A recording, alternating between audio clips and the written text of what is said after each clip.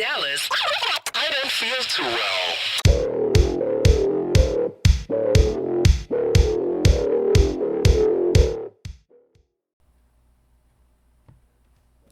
Hello everyone, and welcome back to part 2 of She Works Hard for the Money. We pick it up on section Training and Legal Matters with number 18. The Belgian ACV CSC said that in the retail sector it had managed to include in the collective agreement the right to paid educational leave for women who are employed on a part-time basis. The right to paid educational leave is an important issue because often employers do not see the need to invest in the human resources of part-time workers and favor more senior and full-time staff. Since as a rule the proportion of women among part-time and less senior staff is very large, a legal right to paid educational leave helps to ensure that training is provided on a more equal basis. However, the right to training is one thing, but actually having the time and opportunity to attend training is a very different matter. The OSZSP Health Union in the Czech Republic reports that despite having access to training, female workers in healthcare and social services often find it difficult to take part in training measures because of personnel shortages and the problem that nobody can stand in for the person attending the training. Thus, addressing the issue of personnel shortages is another aspect to be considered in designing measures to ensure equal access to training for female workers.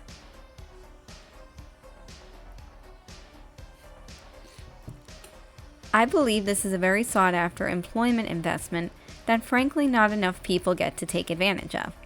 The ability to not only increase your knowledge and abilities, but also to receive funding for it is invaluable. It boosts your credentials and allows you further networking, and I believe every union in business, no matter the sort, should have this on their list of demands, especially in retail, commonly thought of as a low-stakes job or a beginner job, which is patently false because I see tons of middle-aged and older adults in retail. There should be some way for the person to raise their status if indeed they are working an entry-level position or want to shift careers. Human capital is the biggest investment of all. It's unfortunate that there are other roadblocks as mentioned in the text, though.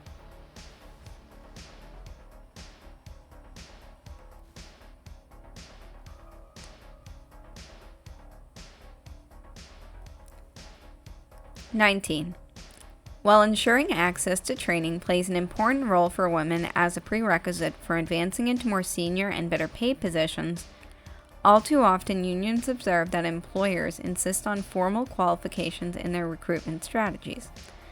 This is why unions, for instance in France, Sweden, and the UK, have tried to push employers to give prior experience the same importance as formal qualifications when recruiting people for senior positions. Fulton reports an initiative pursued by CFDT Sant Social in the health service sector in France, which obliges the employee to look at internal candidates before recruiting from outside.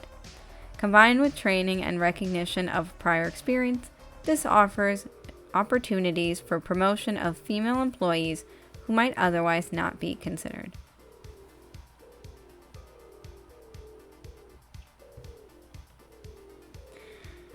Oh boy, this point.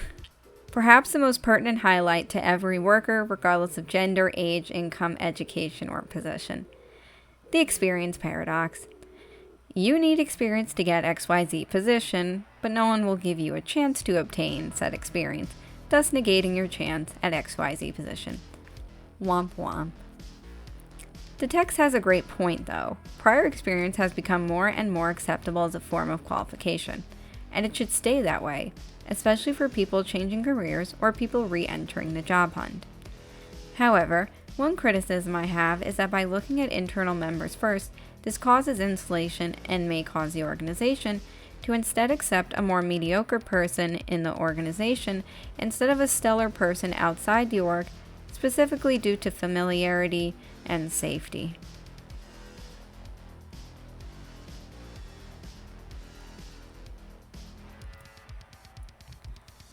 Number 20. One high-profile case involved Birmingham City Council in central England, where in October 2013, Unison reached an agreement with the local authority to settle around 11,000 equal pay claims which had been outstanding since 2008. This settlement, which followed a court ruling the previous October, was about ensuring that jobs like care, catering, and cleaning, dominated by women, had access to the same level of bonuses as equivalent jobs dominated by men in areas like waste and grounds maintenance. Nothing much to say about this one except that it is a win.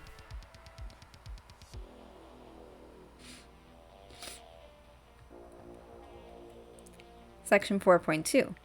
More long-term measures to deal with structural discrimination and undervaluation of women's jobs.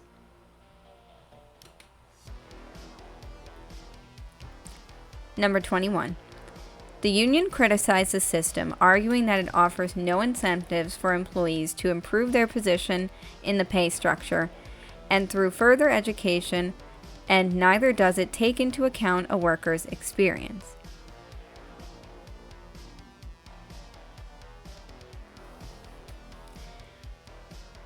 This is a short but important highlight.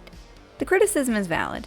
If you offer no increased pay or added benefits, why would someone choose to better themselves through education or training or certification? It would amount to needlessly spending money and time on a task with no reward or payoff. This is what I mean when I say that sometimes unions only get lip service from management.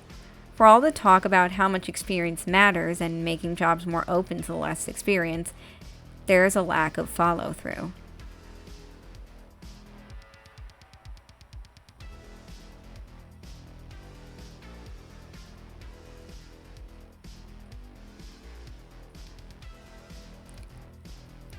Measures to address cultural undervaluation of jobs dominated by women.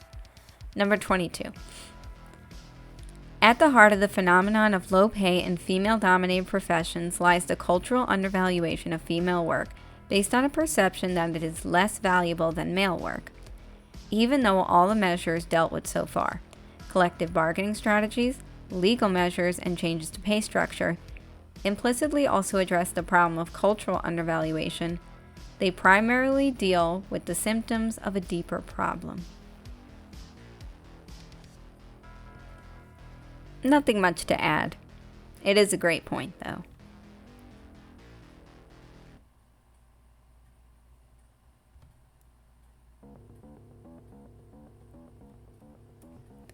Example 1. Verdi's revaluation campaign in the German social care sector. Number 23.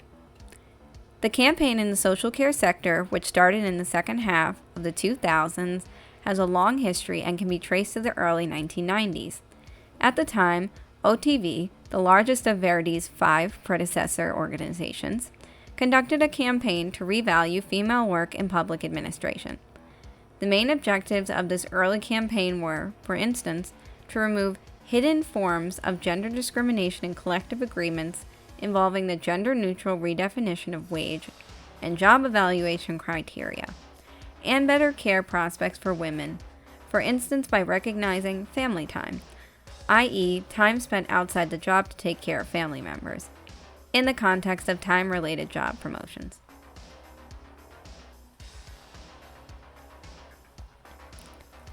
I don't think it's spoken of enough how time with one's family is important to a worker's well-being. Even if that family is you and your 3 cats, it's still a family. When we form meaningful connections outside ourselves, it's healthier. We can de-stress. We can relax and feel comfortable that our entire lives haven't been shoved aside in service of the 40-hour work week. I'm happy to see collective action in support of this.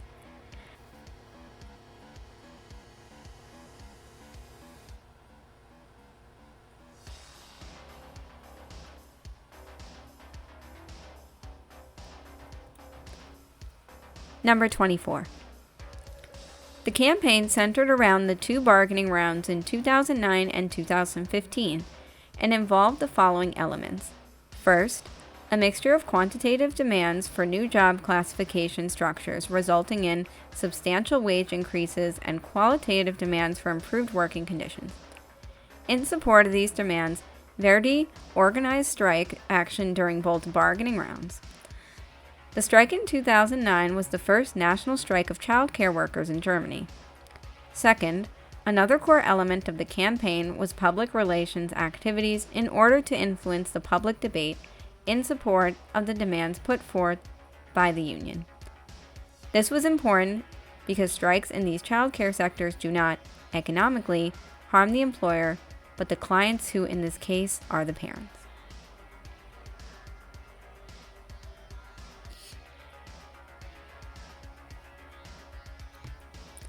I want to highlight a fact that was presented in this that honestly shocked me. The first national strike in Germany by childcare workers, people who have been around for hundreds of years, was only in 2009. How is that possible? Just unbelievable to me. But I suppose that prisoner of love dilemma was at work somehow. No one wants to shove a child onto an already overworked parent, so I get it, but man, that's just crazy.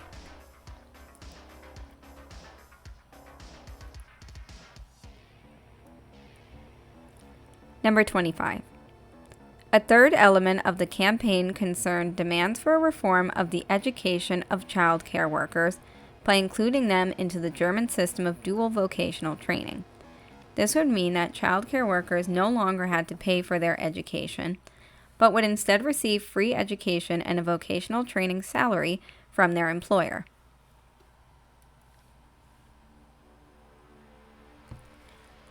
This is a fantastic gain. I love to see it. This relates back to a previous highlight where I talked about vocational training through employee sponsorship and paying back educational costs. I want to add one more thing. Sometimes you get trapped inside a deal that locks you into working for a company for X amount of time if you want them to pay for your education or training. I'm not a fan of this on principle, but I can see its merits, and it offers a good opportunity for those seeking to kill two birds with one stone.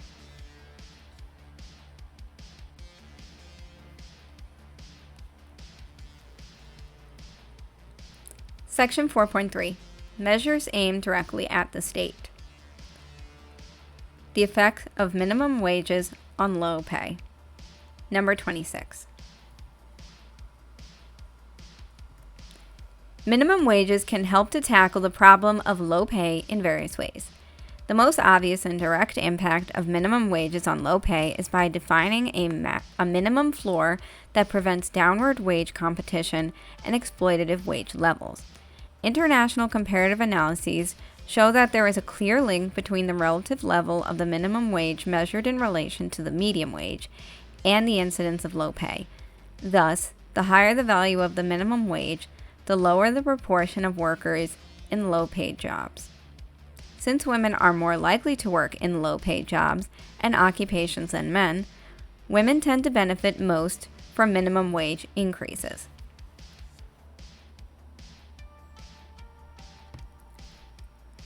Okay, here's where the "I care way too much about other people's money" crowd comes in. Yes, minimum wage haters, I see you, and frankly, I raise you a try looking at things from a more compassionate point of view. I know such a request is lost on the "I'm not paying college kids $25 an hour to flip burgers" crowd. Which, first of all, so many problems, but second of all, when minimum wage workers get more money, we all benefit. Women who work statistically lower paying jobs in care sectors benefit tremendously. And we need all the exploitation prevention we can get. Now, this won't apply to immigrants or seasonal workers, but at the very least it will help someone. The goal, in my mind, is making sure nobody has to worry about making ends meet at the end of the month.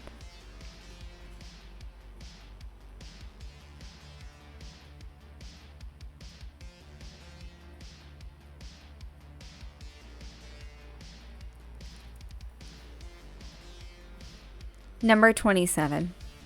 Minimum wages also fulfill an important distributive function by compressing the whole wage structure, which means that wages of predominantly female workers at the bottom of the wage structure rise more rapidly than wages of predominantly male workers higher up the wage distribution. Research by Grimshaw and Rubery into the distributive function of minimum wages illustrates that there is a link between the level of minimum wages and positive pay equity effects. Quote, countries with higher minimum wages tend to have smaller shares of low-wage employment, more compressed wage structure in the bottom half of the distribution, and better indicators of pay equity. End quote. However, as Grimshaw and Rubery rightly point out, minimum wages are a necessary but not sufficient condition to combat low-wage work, and with this low pay in female-dominated sectors. The Netherlands and Spain are two examples where, despite a low relative minimum wage level measured in relation to the median wage, there is also a comparatively low incidence of low-paid employment. By the same token, Romania is an example of a country where, despite a high relative minimum wage level, there is a comparatively high incidence of low pay. This illustrates that other factors must be at play in addressing the problem of low pay.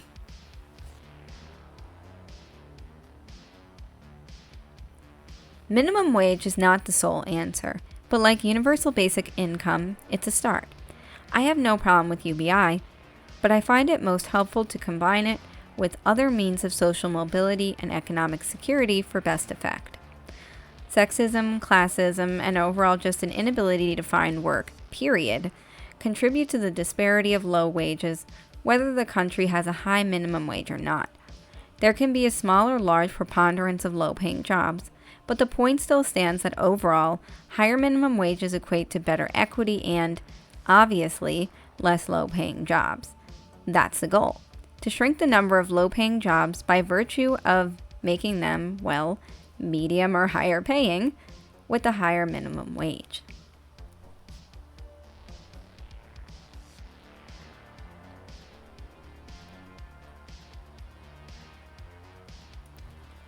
Number 28.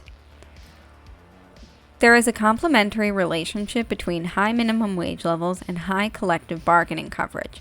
Strong collective bargaining with high bargaining coverage, for instance, ensures that the positive redistributive effect of high minimum wages is not limited to the lowest level of the pay distribution.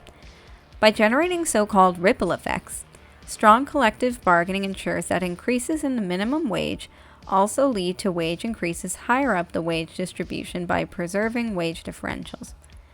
The primary example of this kind of interaction between high minimum wages and high collective bargaining coverage is France, where the minimum wage serves as a platform for negotiations of the whole wage structure. This ensures that a rise in the minimum wage is, in principle, diffused through the wage structure, thereby supporting overall wage growth.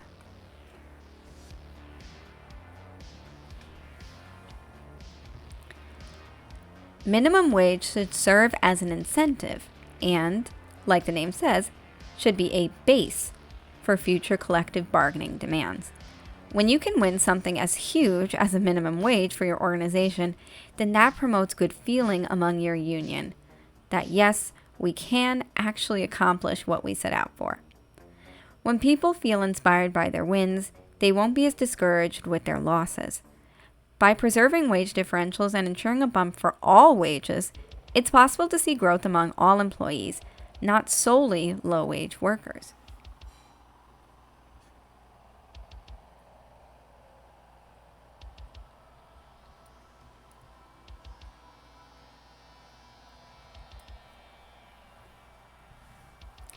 Number 29. Against this background, it is not surprising that initiatives to put pressure on the state for higher minimum wages and more extensive bargaining coverage were particularly prominent among trade unions from Central and Eastern European countries, where both the relative level of minimum wages as well as collective bargaining coverage tends to be much lower than in most Western European countries. This is a huge point to make. Central and Eastern Europe, especially the Balkans, Baltics, and Russia, have been economically disadvantaged since the post-Soviet era for a number of reasons, not the least political instability. Suicide is quite high in these areas. Alcohol use is common, and alcoholism goes hand in hand with binge drinking. Cigarette smoking, violence among young men, sexism, and poverty have been a reality for these countries for the last 2 decades, perhaps even longer. I'm not trying to discredit the amazing union movements and overall accomplishments of these countries because they are numerous, but it's worth it to acknowledge that immigrants from this area have left Eastern Europe primarily to Western Europe and America because of the quality of life, including work opportunities and higher wages.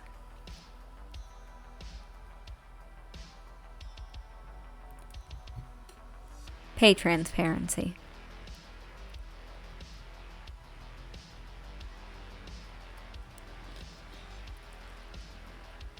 At European level, the European Commission adopted a legally non-binding recommendation on strengthening the principle of equal pay between men and women through transparency, which contains the following 4 core measures. An employee's right to request information on gender pay levels for the same work or work of equal value, an employer's duty to report on average gender pay levels by category of employee or position, an employer's duty to conduct an audit of pay and pay differentials on grounds of gender, and measures to ensure that the issue of equal pay, including pay audits, is discussed at the appropriate collective bargaining level.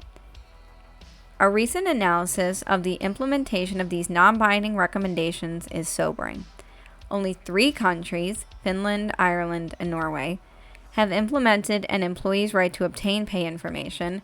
Only 5 countries, Austria, Belgium, Denmark, France, and Italy, have implemented a pay reporting duty. Only 3 countries, Finland, France, and Sweden, have implemented a pay auditing duty, and only 5 countries, Belgium, Finland, France, Germany, and Sweden, have implemented the recommended measures on collective bargaining.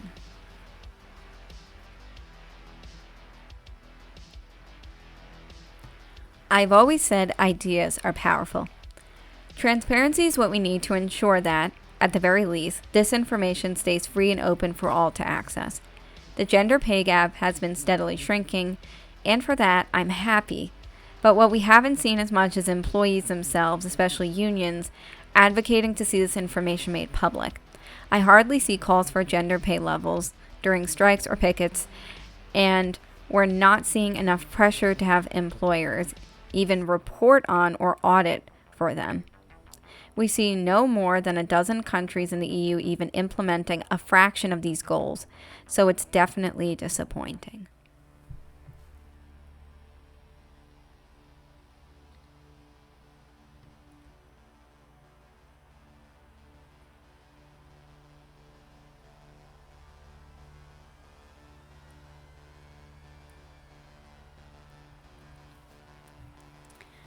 Section 5. Conclusion.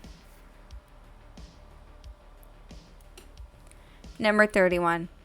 The fact that, in the majority of countries, skilled nurses and midwives earn more than most other workers does not mean that they do not suffer from low pay in relative terms. This is perhaps the easiest to understand summary of the whole article. Just because they get paid more than other healthcare workers does not mean that they are being paid fairly. And notice the modifier skilled. I don't like the use of skilled versus non-skilled work or skilled versus non-skilled workers because every job requires skills, but the perception still stands by Animal Farm logic. All jobs are skilled, but some are more skilled than others.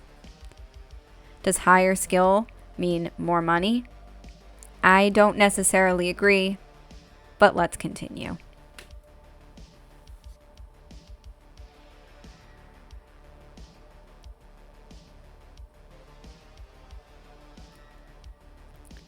For number 32, this is Table 2, Trade Union Strategies to Tackle Low Pay in Female-Dominated Sectors.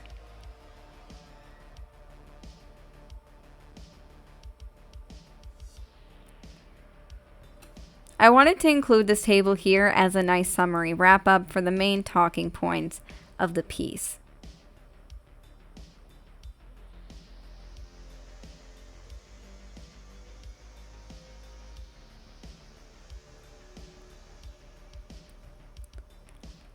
Number 33.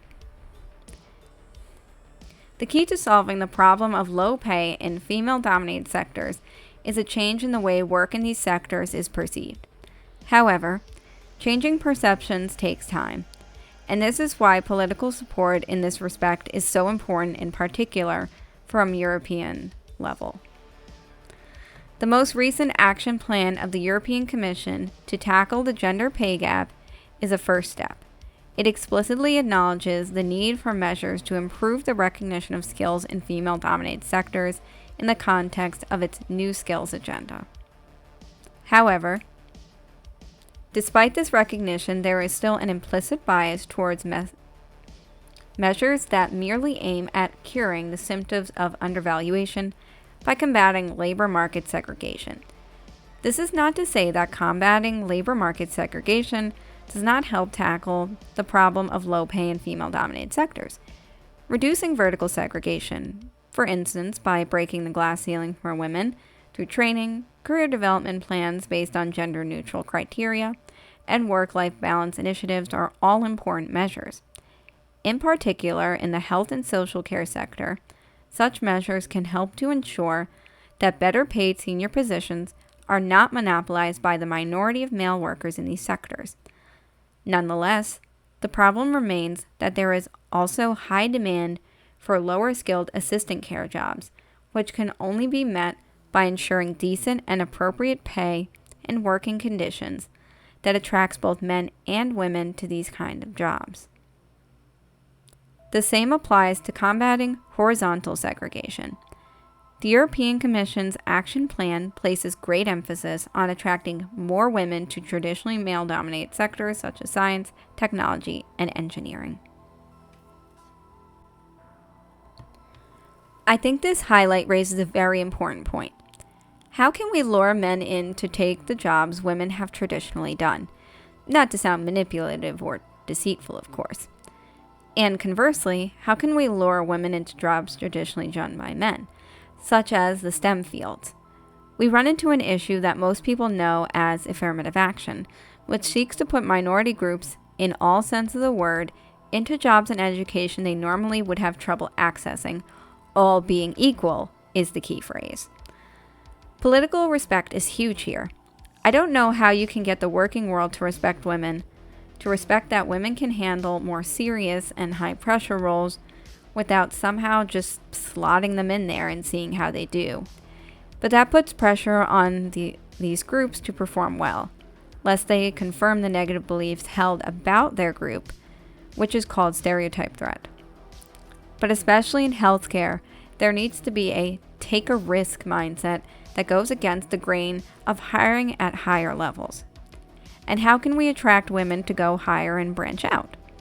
With simple pay raises, better benefits, paid training, and educational credits.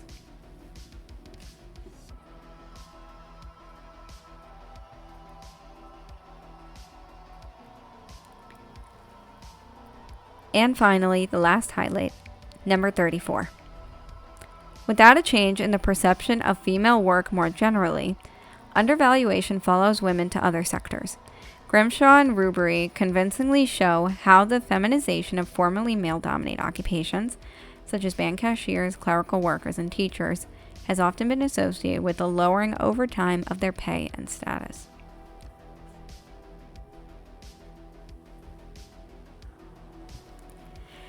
And the sad part of it is this.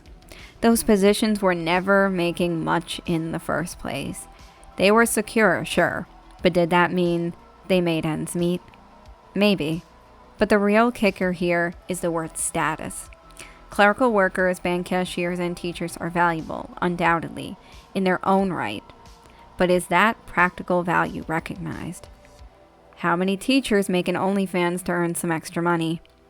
How many clerical workers end up with carpal tunnel and neuropathy in their hands after 20 years of typing?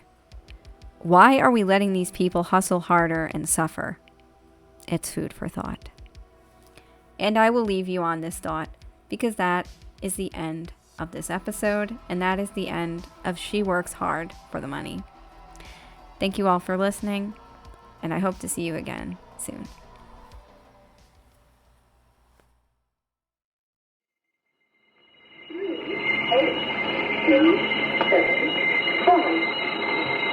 Three, eight, two, seven, seven.